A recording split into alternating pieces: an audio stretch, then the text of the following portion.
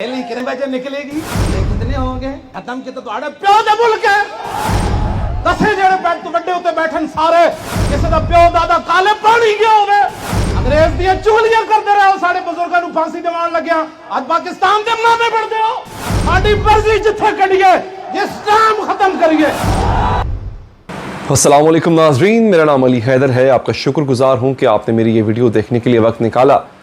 नाज़रीन, अल्लामा खादिम हुसैन रिजवी साहब को कौन नहीं जानता, क्या अंदाज़ तकल्लुम है उनका, और उनकी वजह शोहरत भी यही है कि जो उनका जो अंदाज़ बयां है, जिस तरह से वो मुखातिब होते हैं दूसरों को, वही उनकी वजह शोहरत बना। नामूस रिसालत पर उनकी रैलियाँ, नामूस रिसालत पर उनका बयानिया, उनका तर्ज अमल, वो भी उनकी वजह शोहरत है। अब एक दफ़ा फिर वो सड़कों पर निकल आए हैं अपने साथियों, अपने सपोर्टर्स के साथ। इस्लामाबाद में मौजूद हैं, उनकी पुलिस से झड़पें भी हो चुकी हैं, हज़ारों का मजमा उनके साथ है, लब्बैक या रसूल अल्लाह के नारे बुलंद हो रहे हैं। नाज़रीन, अल्लामा साहब जो बात कह रहे हैं वो बात गलत नहीं है, क्योंकि नामूस रिसालत सल्लल्लाहु अलैहि वसल्लम पर आपकी, हम सब की जानो माल, माँ बाप, औलाद सब कुर्बान, उनसे बढ़कर कुछ हो ही नहीं सकता। लेकिन हमेशा की तरह अल्लामा का अंदाज़े बयां ही मौजूए बहस बना रहा। आगाज़ में जो आपने क्लिप देखा वो रिसेंटली एक जो अभी जो सिचुएशन चल रही है वो उस पर उनका बयान है। ये कोई पुराना क्लिप नहीं है। हाल ही में उन्होंने जो धरना दिया है, जो उन्होंने रैली निकाली है, और आप सोच रहे होंगे कि अब का धरना क्यों दिया गया, अब की रैली क्यों निकाली गई, तो पाकिस्तान में मौजूद पाकिस्तानियों और बैरून मुल्क पाकिस्तानियों के लिए इस वीडियो में आप जान पाएंगे कि मौलाना खादिम हुसैन रिजवी का मुतालबा क्या है, अब की बार वो सड़कों पर क्यों आए हैं, अब की बार भी उनकी जुबान में वो तलखी क्यों है, वो किससे मुखातिब थे उस क्लिप में जो थोड़ी देर पहले ही आपने सुना। ये तमाम बातें आप आज की वीडियो में जान पाएंगे, मगर इस वीडियो को बनाने का मकसद ये है, आपको ये भी बताना है कि मौलाना खादिम हुसैन रिजवी साहब अब की बार किसके कहने पर निकले हैं और अब की बार उनका दूसरा मकसद क्या है। पहला मकसद और प्राइम मकसद तो यही है, वो नामूस रिसालत सल्लल्लाहु अलैहि वसल्लम पर बाहर निकले हैं, लेकिन एक दूसरा मकसद उनका नहीं है, अल्लामा साहब का वो मकसद नहीं है, लेकिन कोशिश की जाएगी कि उनसे वो काम भी करवाया जाए। अब वो हाँ करते हैं ना करते हैं ये एक अलहदा बात है, लेकिन कोशिश ये की जाएगी कि अल्लामा साहब से वो काम करवाया जाए। आगे बढ़ते हैं जनाब, आगाज करते हैं वीडियो का। तो जनाब, अल्लामा साहब अपने अंदाज़े तकल्लुम की वजह से एक दफ़ा फिर खबरों में आ गए हैं, और अपने इस बयान में वो मुखातिब किससे हो रहे हैं, बड़ी सोचने की बात है। उन्होंने एक जुमला कहा था कि अंग्रेज़ों के लिए मुखबरियां करके तुम लोगों ने ओहदे हासिल किए। ये इल्ज़ाम किस पर लगता है? ये इल्ज़ाम लगता है आपकी अशराफिया पर, और अशराफिया में भी एक ख़ास तबके पर, आपके जो बड़े फौजी जर्नैल हैं उन पर भी ये इल्ज़ाम लगाया जाता है कि ये जो जर्नल कर्नल बनते थे, बड़े ओहदों पर बैठते थे, ये उन मुहिब्बे वतन लोगों की मुखबरियां किया करते थे जो एक आज़ाद हिंदुस्तान चाहते थे अंग्रेज़ों से। बात समझे आप मेरी कि नहीं समझे? अगर नहीं समझे तो मैं दोबारा बता देता हूं। आपको याद होगा जंग आज़ादी के बाद की सूरत हाल, मुसलमानों पे बड़ा बुरा वक्त आया और अंग्रेज़ों ने क्या किया, अंग्रेज़ों ने पकड़ धकड़ शुरू कर दी। वो मुसलमान, वो लोग जो जंग आज़ादी में शामिल हुए थे, उनकी मुखबरियां किन लोगों ने की? उन लोगों ने की जो मुखलिस नहीं थे अपने ही मुसलमान भाइयों से। जब वो मुखबरियां करते थे उनको ओहदे में जायदादें मिलती थी, वो जमींदार बन जाते थे, ओहदे मिलते थे, सर का खिताब मिल जाता था, या फिर उनको उनकी उस वक्त की फौज में, अंग्रेजों की फौज में बड़े बड़े ओहदे मिलते थे।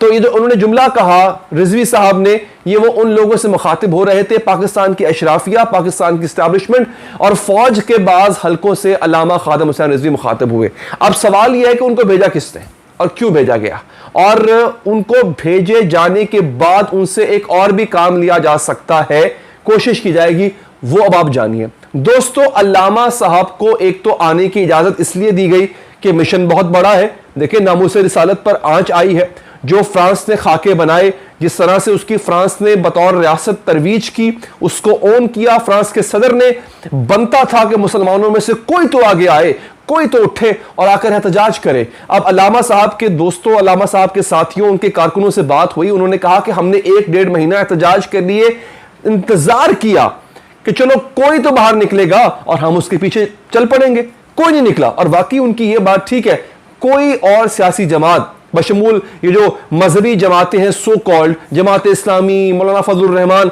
इनमें से कोई नहीं निकला। हुर्मत रसूल के लिए कोई नहीं निकला। हाँ, वोट को इज्जत दिलवाने के लिए निकल पड़े थे, क्योंकि अपने इक़्तिदार का खतरा था ना। आप सल्लल्लाहु अलैहि वसल्लम की शान के लिए कोई नहीं निकला। तो इन्होंने कहा कि हम जो है वो इंतजार करते रहे, तरीके लब्बैक वाले, कोई नहीं निकला तो हम निकल पड़े। Very good. लेकिन दोस्तों, एस्टैब्लिशमेंट ने, फौज ने, पंजाब हुकूमत ने और इन्होंने इनके लिए रास्ता खुला छोड़ा। लेकिन जब ये इस्लामाबाद पहुंचे तो वफाकी हुकूमत को एहसास हुआ कि प्रॉब्लम हो सकता है। वही एपिसोड दोहराया जा सकता है जो नवाज शरीफ के साथ दोहराया गया था। लिहाजा वहां पर उनको रोकने की कोशिश की गई, झड़पें हुई, एक दूसरे पर शेलिंग हुई, एक दूसरे पर गोला जो है वो पथराव किया गया, ये सब कुछ किया गया। लेकिन दोस्तों, इमरान खान साहब को कुछ हल्के एस्टैब्लिशमेंट के ये बताना चाहते थे कि जो नवाज शरीफ के साथ हमने किया वो तुम्हारे साथ भी हो सकता है। मियां, संभल के रहियो, बच के रहियो। क्यों बोला? क्योंकि देखें, भले ही सिविलियन वजीर आजम, सिविलियन हुकूमत, एस्टैब्लिशमेंट की फिलहाल हर बात मान रही है, लेकिन खतरा रहता है कभी भी अकड़ सकते हैं, खतरा रहता है कभी भी बेदार हो सकते हैं।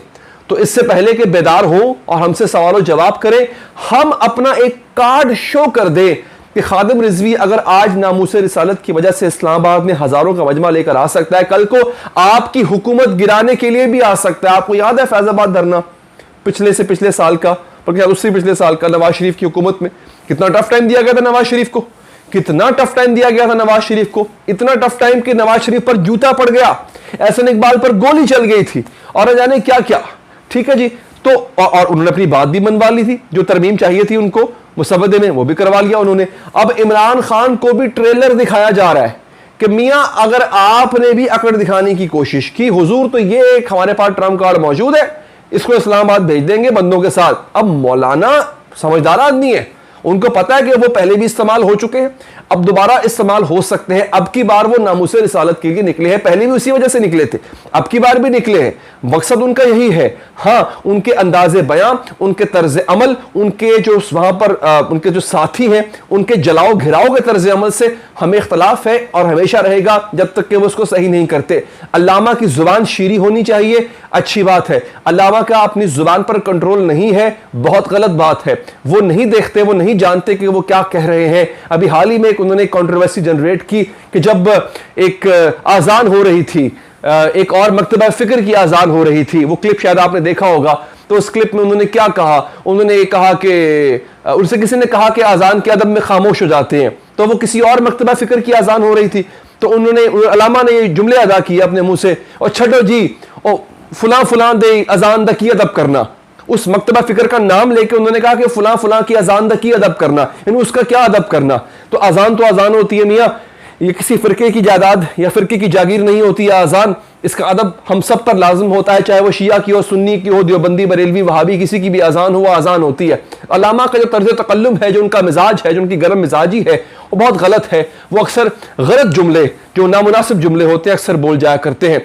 तो आज की वीडियो में आपने जाना कि अल्लामा को एस्टैब्लिशमेंट के किस हल्के ने भेजा, क्यों भेजा? इमरान खान पर दबाव बढ़ाने के लिए भेजा। इमरान खान को ट्रेलर दिखाया गया है, मियाँ बाज आ जाओ, या कभी भी अकड़ने की कोशिश मत करना, वरना ऐसे लोग हमारे पास मौजूद हैं जो तुम पर चढ़ा दिए जाएंगे, तुम्हारे पास चढ़ाई करने के लिए तैयार बैठे हुए हैं।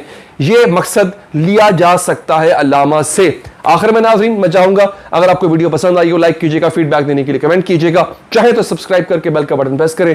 अल्लाह के बाद।